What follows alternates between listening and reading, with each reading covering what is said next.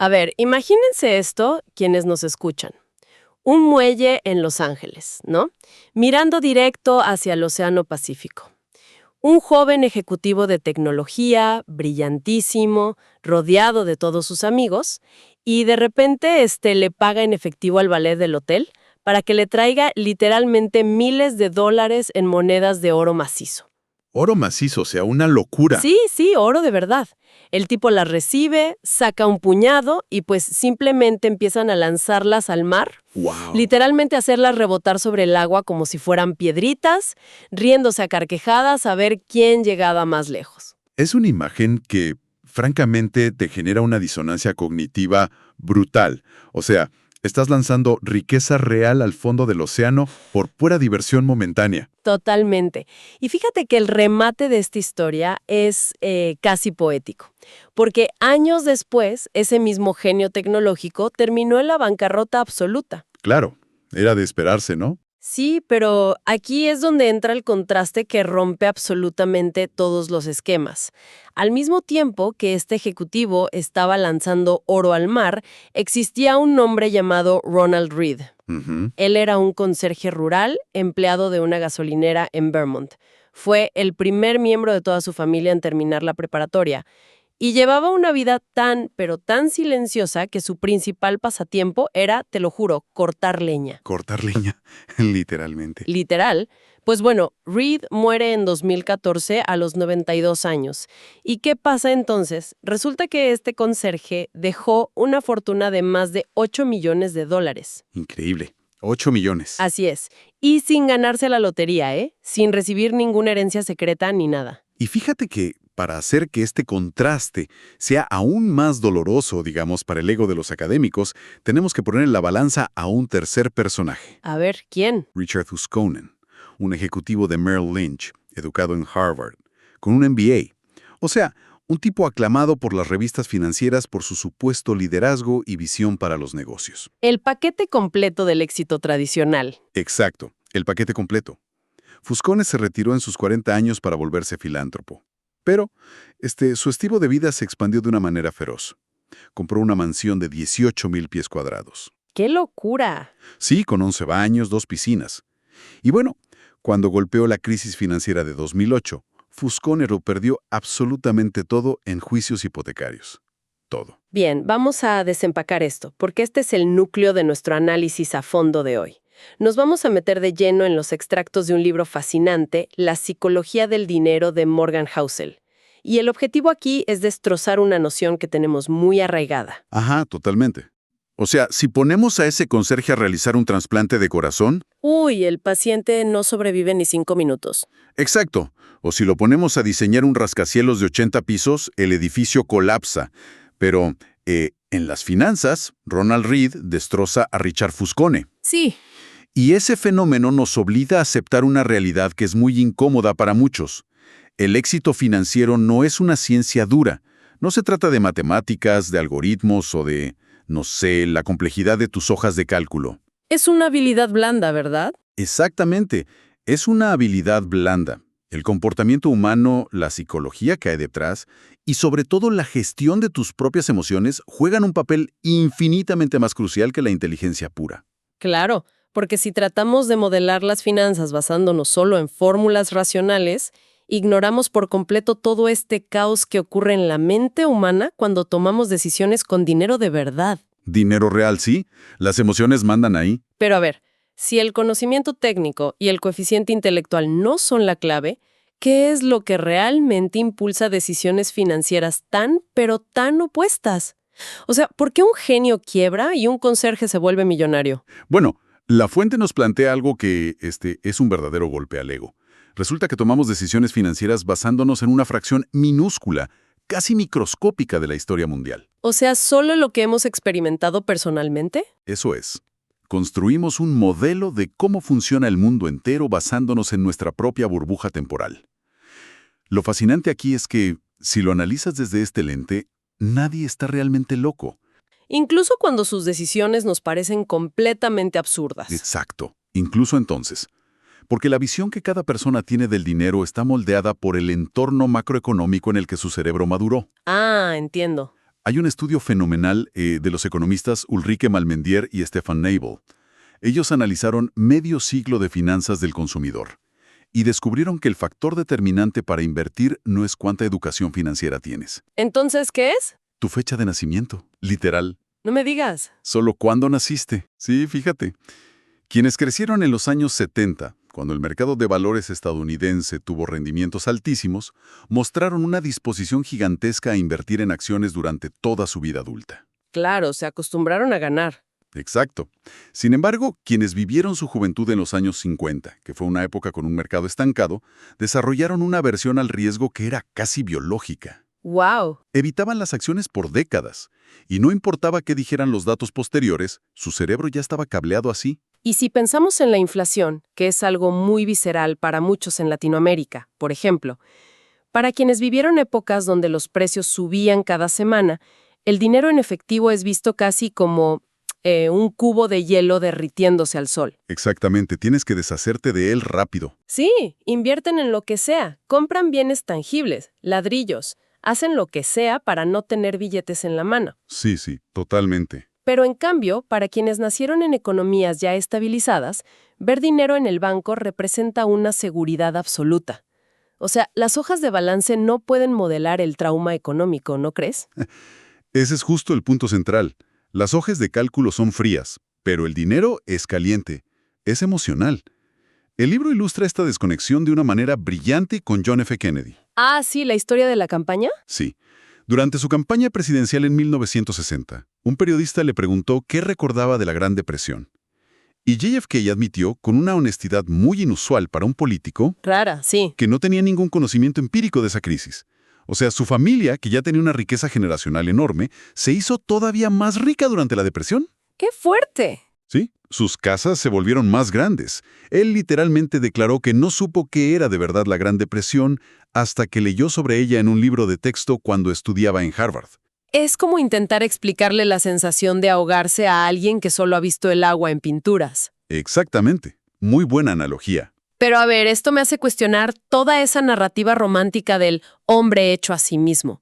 Porque si nuestra visión financiera está tan condicionada por cuándo y dónde nacimos, ¿qué pasa entonces con el mérito personal? Es un tema espinoso. Claro, y la fuente trae a colación a Bill Gates, que me parece un caso fascinante, porque expone a dos gemelos que son inseparables en este mundo: la suerte y el riesgo. Sí, la historia de Gates es el ejemplo perfecto de, digamos, un evento estadístico anómalo. En 1968, asistir a la preparatoria Lakeside en Seattle era literalmente ganarse la lotería cósmica. Era la única computadora, ¿no? Una de las únicas escuelas en todo el planeta que tenía una computadora avanzada con conexión de tiempo compartido. Y fíjate que fue financiada por el Club de Madres haciendo ventas de pasteles. ¡Qué maravilla! Sí, y Gates tuvo acceso ilimitado a esta tecnología de vanguardia pero años antes de que científicos en universidades de élite pudieran siquiera tocar una. ¡Wow! El mismo Gates lo ha dicho, ¿eh? Sin Lakeside no habría Microsoft. O sea, su éxito requirió brillantez y muchísimo esfuerzo, por supuesto. Pero el catalizador fue una suerte de 1 en 1.000.000. Y el reverso de esta moneda es escalofriante, la verdad. Porque Gates tenía un mejor amigo, Kent Evans. Así es, Kent Evans. Gates y su socio Paul Allen consideraban a este chico, a Evans, como el estudiante más brillante de los tres. O sea, era igual de ambicioso, con una mente excepcional para la lógica computacional. Sí, tenían planes inmensos. Tenían planes de conquistar toda la industria juntos.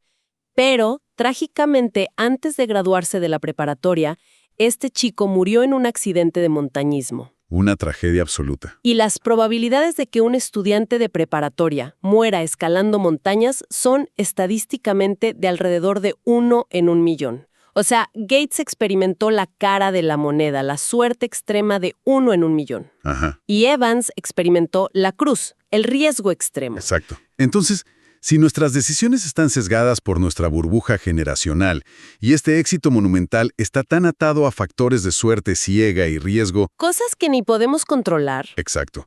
¿No crees que es increíblemente peligroso idolatrar ciegamente a los titanes corporativos? Uy, sí. O sea, pensemos en Cornelius Vanderbilt, este magnate de los ferrocarriles del siglo XIX. La historia cuenta que sus asesores le advirtieron que cada movimiento que hacía violaba las leyes estatales. ¿Y qué dijo él? Respondió con una arrogancia tremenda. ¿Acaso creen que se puede manejar un ferrocarril siguiendo la ley? Claro, la audacia. Exacto. Y hoy lo vemos como un visionario audaz que rompió el molde. Pero si hubiera quebrado o terminado en prisión, todas las escuelas de negocios del mundo lo estudiarían como el ejemplo perfecto de un criminal imprudente. Totalmente. O sea, la línea entre la genialidad inspiradora y la locura irracional a veces es solo una cuestión de si la moneda cayó en cara o en cruz. Y esa línea suele ser invisible hasta que ya tienes el resultado final, ¿no? Que te permite juzgar en retrospectiva. Es el gran peligro de estudiar únicamente los casos de éxito extremos. Claro, el sesgo de supervivencia. Exactamente. Cuando asumimos que el 100% del éxito de alguien viene de su ética de trabajo y de sus decisiones súper calculadas, ignoramos estas fuerzas tectónicas de la suerte y el riesgo que operan justo bajo la superficie.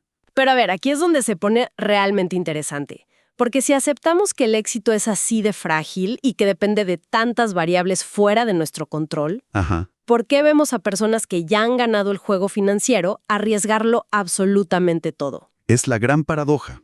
Es decir, si ya tienes la vida resuelta, si ya eres asquerosamente rico, ¿por qué cruzar esa línea hacia la ilegalidad o la imprudencia total? La fuente menciona a Raghav Gupta y a Bernie Madoff. Uy, sí. Y yo de Gupta es que es de no creerse. El caso de Gupta expone la patología de no tener un sentido de la palabra suficiente.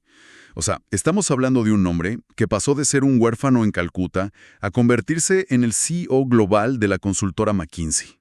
Imagínate ese salto. Acumuló un patrimonio neto de $100 millones. Tenía un prestigio incalculable, asientos en juntas directivas de filantropía mundial, colaboraba con las Naciones Unidas. Básicamente era intocable. Tenía más riqueza y poder del que, no sé, 1000 familias podrían gastar en su vida. Pero el problema es que él operaba en un círculo social donde $100 millones lo hacían sentir como un empleado menor. ¡Wow! La envidia en las altas esferas. Exacto. Él quería el estatus de los multimillonarios de verdad.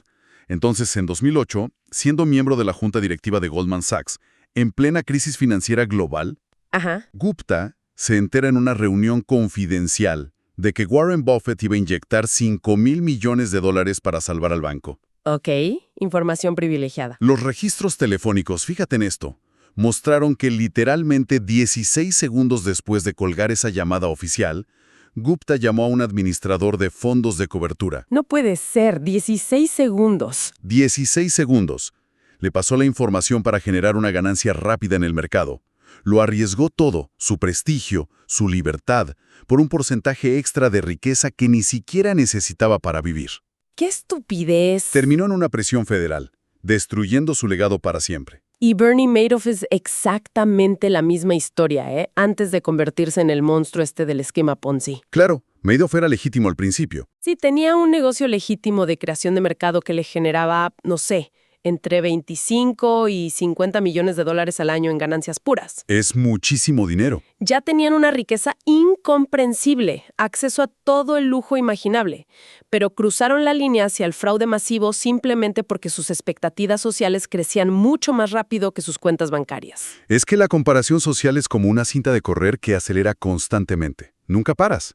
Imagina un jugador de béisbol novato. Firma por $500,000. Se siente el rey del mundo, claro. Se siente invencible, hasta que entra al vestidor y ve al veterano que gana 35 millones. Y ahí se le cae el mundo. Exacto. Luego, el veterano se siente inmensamente exitoso, hasta que va a una cena de gala y se sienta junto al gerente de un fondo de inversión que ganó 300 millones ese mismo año. Siempre hay alguien más rico. Siempre. La cima no existe de forma objetiva. Solo existe en relación con quienes nos rodean. Si el poste de la meta se aleja cada vez que das un paso, pues la insatisfacción está garantizada. Y eso te lleva a tomar riesgos catastróficos. Para intentar cerrar una brecha que es puramente imaginaria. ¿Sabes? Jugar a la riqueza comparativa me recuerda muchísimo a una vieja regla de los crupieres en los casinos de Las Vegas. A ver, ¿cuál? Dicen que la única manera segura de ganarle al casino es salir por la puerta en el momento exacto en que entras. Totalmente. Qué buena frase. Y aquí es donde la fuente introduce un concepto que me pareció brillante. Le llaman la paradoja del hombre en el automóvil. Ah, me encanta esa parte. Porque fíjate, mucha gente trabaja hasta el agotamiento, se destruye la salud para comprar un Ferrari rojo brillante, esperando que, al manejarlo, la gente les dé admiración y respeto. Creen que el peatón va a pensar, vaya, qué persona tan importante y exitosa. Sí, el símbolo de estatus definitivo. Pero la paradoja es que cuando alguien ve pasar un Ferrari en la calle, jamás se fija en el conductor. O sea, la persona en la acera no admira a quien va al volante. Para nada. Simplemente utiliza el coche deportivo como un espejo para imaginarse a sí misma conduciéndolo. Es paradójico. La riqueza material es un vehículo completamente inútil para obtener el respeto genuino de los demás. Lo cual, si lo piensas, derrumba toda esta premisa de gastar dinero para comprar estatus. Absolutamente. Si el respeto no se puede comprar y perseguir ciegamente esta riqueza comparativa te lleva a la ruina como a Gupta o Madoff, la pregunta natural es, bueno, ¿cuál debería ser la estrategia entonces? ¿Qué hacemos, no? Y la conclusión de la fuente es profundamente contraintuitiva. El secreto no es tomar riesgos agresivos para obtener retornos espectaculares. El gran secreto es simplemente sobrevivir. O sea, hacer dinero y mantener dinero, que resultan ser dos habilidades completamente diferentes. Totalmente opuestas, diría yo. Porque ser dinero requiere tomar riesgos, ser optimista, lanzarte a lo desconocido con valentía. Ajá. Pero mantener el dinero requiere exactamente lo opuesto.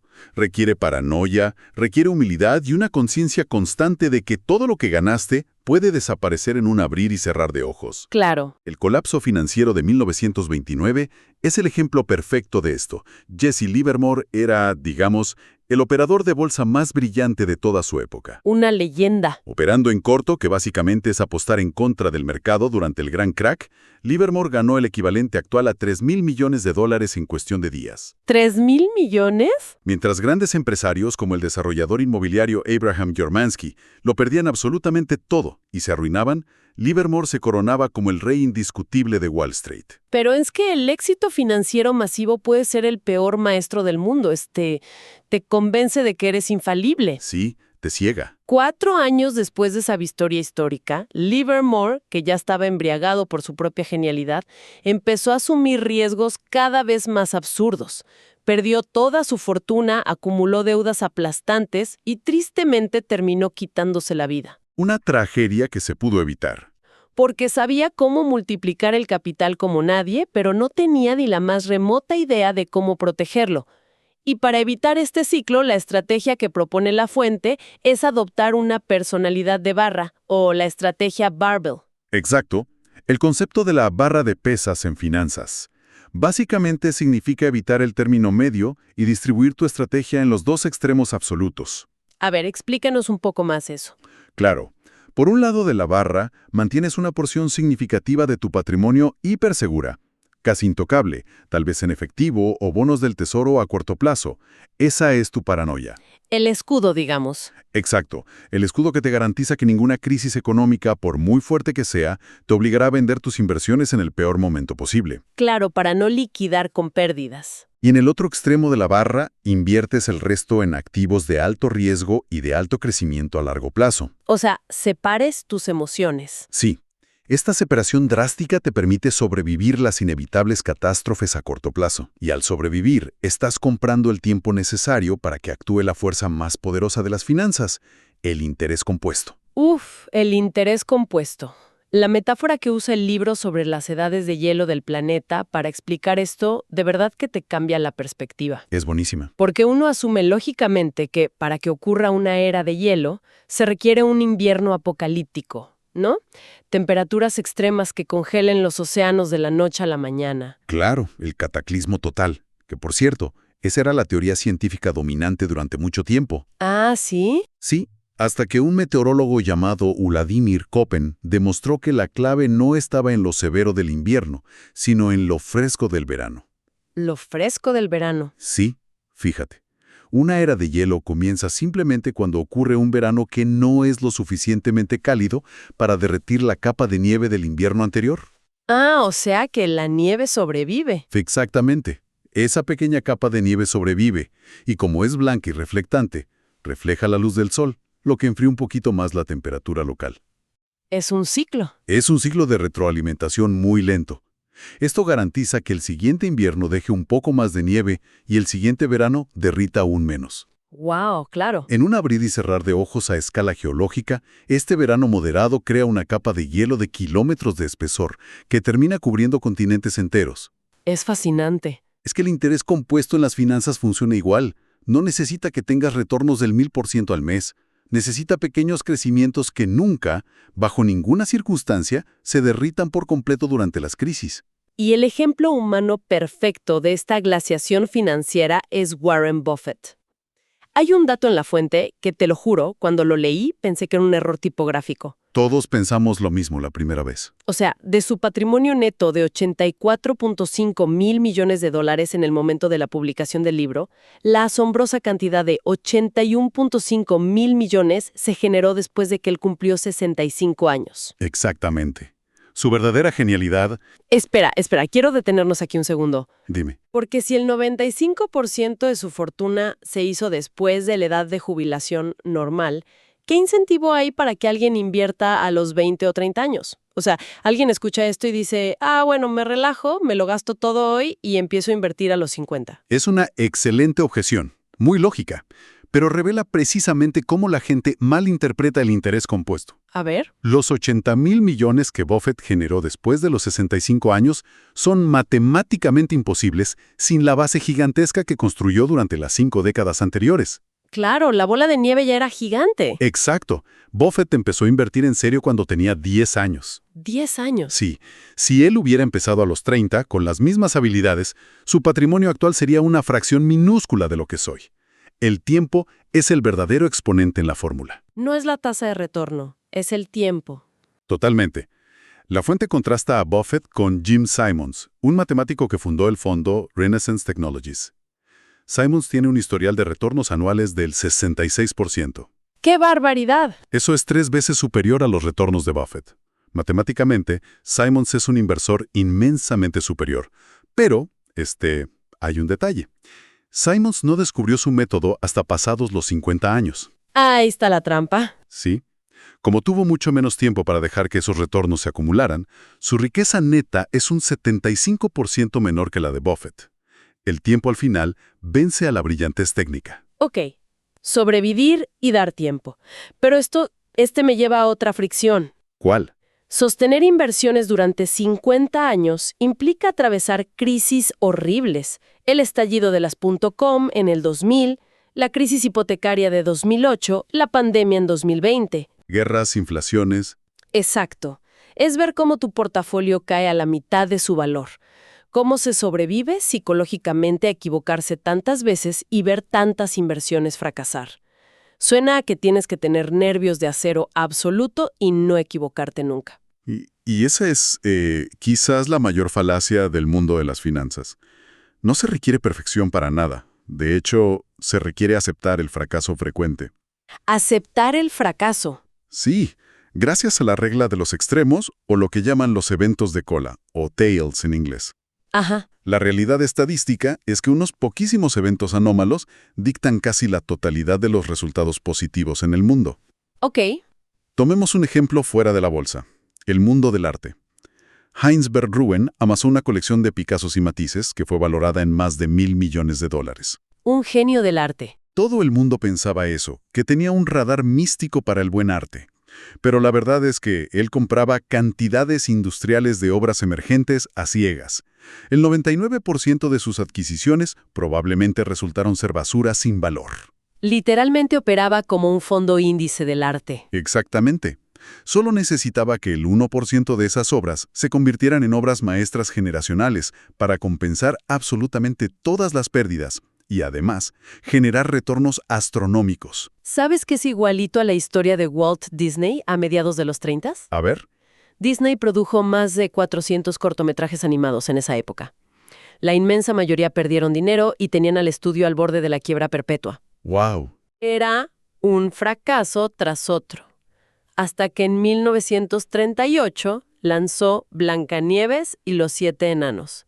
Y esos 83 minutos de película alteraron para siempre la historia de la empresa. pagaron todas las deudas acumuladas y financiaron los enormes estudios en Burbank. Es el evento de cola perfecto. Y si dejamos el arte o el cine y nos vamos al índice Russell 3000, los datos muestran que casi el 40% de todas las empresas que cotizan ahí pierden prácticamente todo su valor con el tiempo. Son fracasos absolutos. Absolutos.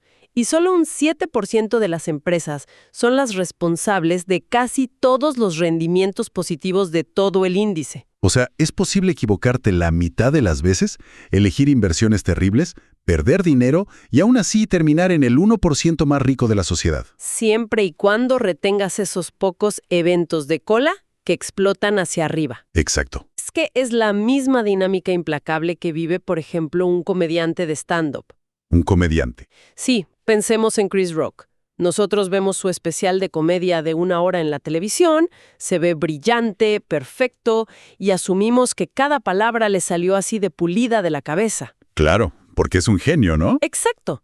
Pero la realidad detrás de esa hora de especial es un año de tortura absoluta.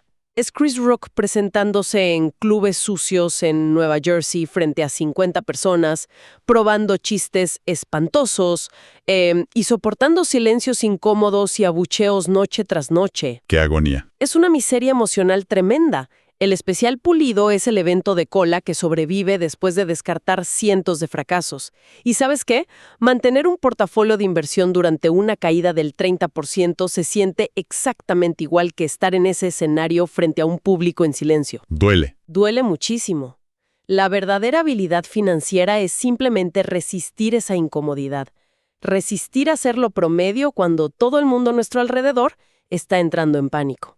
Lo cual, nos obliga a plantear la pregunta definitiva aquí. Entonces, ¿qué significa todo esto? Claro, si acumular riqueza requiere esta tolerancia estoica al dolor, este maratón psicológico de ignorar a los demás y sobrevivir a crisis, entonces, ¿cuál es el verdadero propósito del dinero? Exacto.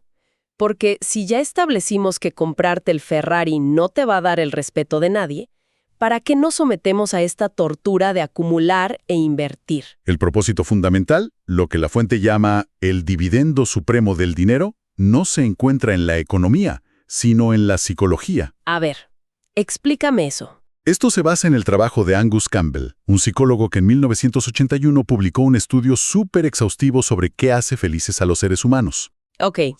Y la respuesta no estaba atada a cuánto ganaban, ni al tamaño de su casa, ni a cuántos títulos universitarios tenían.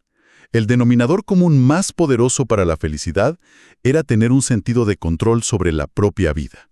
El simple hecho de poder despertar un martes por la mañana, mirar al techo y decir, hoy puedo hacer exactamente lo que yo quiera, con quien yo quiera, durante el tiempo que yo quiera. Eso es. El dinero no es una herramienta para acumular más objetos que, al final, te van a robar la atención. Es un mecanismo para comprar autonomía, para recuperar tu tiempo. ¡Qué fuerte! Y esto es críticamente urgente hoy en día, por el cambio drástico en la naturaleza de nuestro trabajo. Piensa en los años 50. Gran parte del trabajo era físico y muy visible, ¿no? Agricultura, manufacturas. Claro, al salir de la fábrica y dejar la máquina apagada, el día terminaba. Exacto. El cerebro descansaba. Pero hoy vivimos en la era de los trabajadores del conocimiento. Operamos bajo el modelo de John D. Rockefeller. Él decía que su trabajo era, literalmente, sentarse en silencio y pensar. Y hoy todos somos un poco así. Claro, porque nuestras herramientas de producción ya no son tornos mecánicos ni martillos. Son nuestras mentes, son nuestros teléfonos celulares. Y el peligro gigante de eso es que la mente nunca apaga el interruptor. Nunca. El trabajo te sigue a la mesa mientras cenas, te despierta con notificaciones de correos a las 2 de la mañana. Incluso si estás sentado en el sofá viendo la tele, tu cerebro sigue resolviendo problemas de la oficina en segundo plano. Es agotador. Hemos perdido el control total de nuestro tiempo, a pesar de que tenemos, digamos, indicadores macroeconómicos mucho más fuertes que los que tenían nuestros abuelos. Entonces, buscar la independencia financiera hoy ya no es una aspiración de lujo para comprarte un yate. No, para nada. Es una necesidad psicológica de supervivencia. Es poder apagar la maquinaria cerebral. Es un cambio de paradigma absoluto. Nos enseña que estar genuinamente educados financieramente no significa dominar algoritmos predictivos súper complejos o memorizar balances. No. Entender cómo funciona la economía global es, en última instancia, entender cómo lidiamos con nuestros demonios más antiguos, la codicia, el pánico, la envidia paralizante hacia los demás y este deseo desesperado de controlar el poco tiempo que tenemos en este planeta. ¿Qué locura de viaje intelectual nos hemos aventado hoy? Para consolidar todo esto de una forma contundente, el éxito financiero exige la humildad enorme de reconocer la fuerza de la suerte y el riesgo en todo lo que hacemos. Así es. Exige clavar los pies en la tierra y dejar de perseguir esa meta social que siempre se aleja un paso más. Implica tener una paranoia profunda para sobrevivir el día de hoy, combinada con un optimismo inquebrantable a largo plazo, para que esa nieve del interés compuesto se acumule lentamente. Exactamente. Y sobre todo, aceptar que el 90% de lo que intentemos va a fallar. Y está bien, porque unos poquitos eventos de cola van a dictar el éxito final. Todo esto para usar nuestro capital para comprar de vuelta nuestra propia libertad. Es una perspectiva que de verdad transforma el dinero. Pasa de ser una simple métrica de competencia social a una herramienta para tu paz mental. Pero, bueno, todo esto nos deja frente a un precipicio conceptual. Una idea que a mí me dejó profundamente inquieta y con la que quiero que cerremos hoy. A ver. Hablamos de cómo la visión del mundo de toda una generación queda cristalizada por las condiciones económicas que vivieron en su juventud, ¿no? Sí, el estudio de la fecha de nacimiento. Exacto. El cerebro toma una fotografía de los mercados en esos años formativos y asume ciegamente que el resto del siglo va a funcionar bajo esas mismas reglas. Si esa es una ley inquebrantable del comportamiento humano, ¿qué tipo de sesgos financieros invisibles, qué miedos irracionales o confianzas peligrosas están esculpiendo la mente de los niños de hoy en día? Es una gran pregunta. Están creciendo en un mundo definido por criptomonedas especulativas, por inflaciones altísimas que despertaron después de décadas dormidas, algoritmos sociales virales, pandemias y crisis globales paralizantes. Es un entorno de caos total. ¿Cómo nos van a desconcertar sus decisiones financieras irracionales dentro de 20 años? Las hojas de cálculo, créanme, jamás van a poder predecir eso. Nos vemos en el próximo análisis a fondo.